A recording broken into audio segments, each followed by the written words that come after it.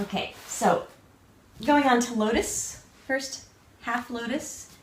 It's usually the right foot in first and then the left.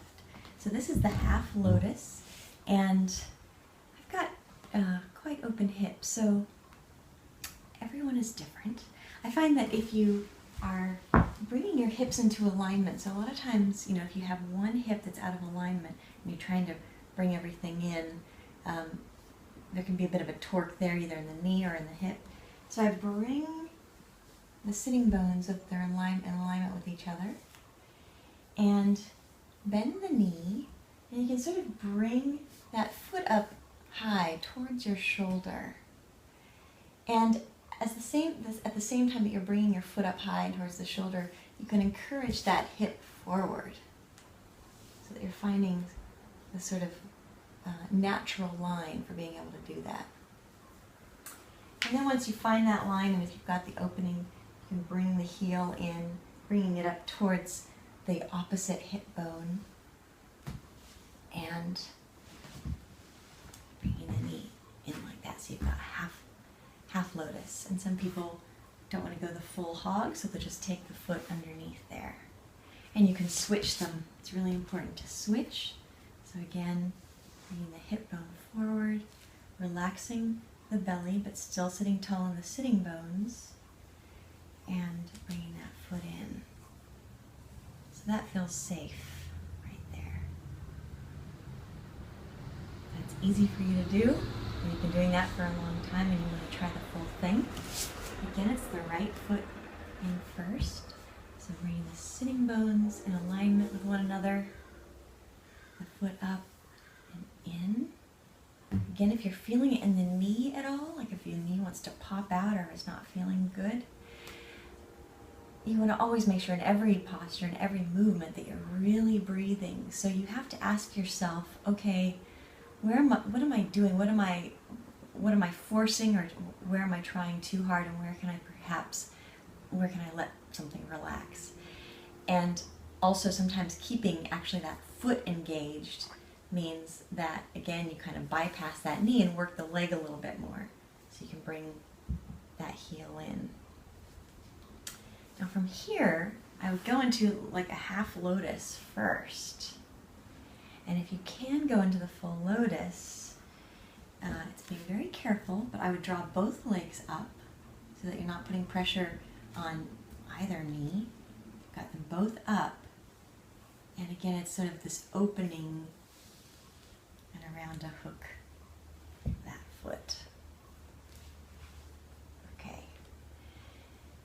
So, once you're in full Lotus, again, keeping the feet engaged can a lot of times access those groins so that there's, again, bypassing those knees and sort of squeezing a little bit, not with the knees, but with the heels into the hips.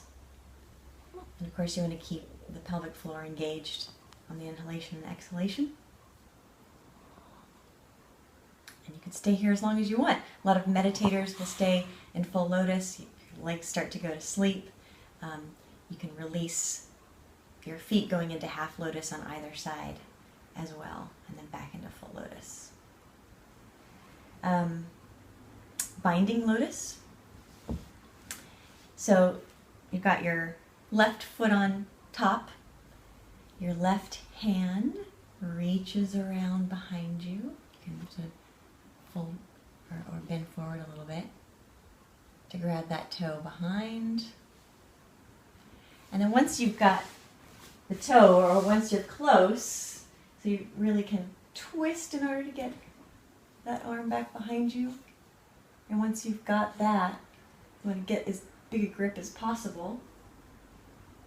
Sitting high in the sitting bones and twisting around to the other side as much as you can. Pointing the toes and trying to take the opposite hand to the feet. And then once you're there, you're trying to sort of create more space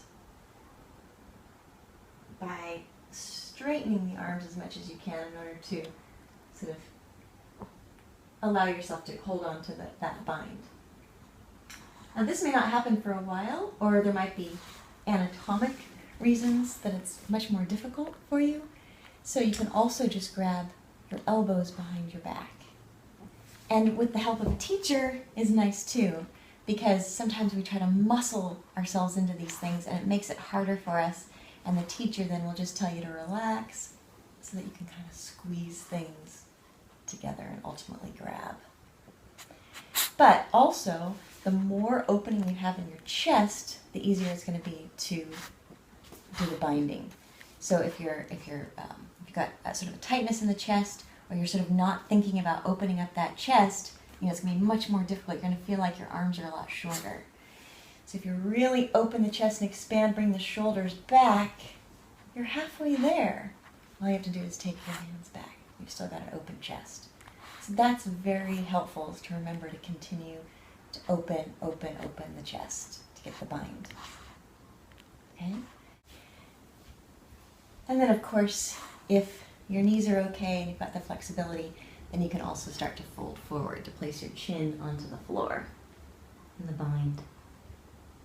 And Ashtanga, we hold that for 10 breaths at the end of the practice.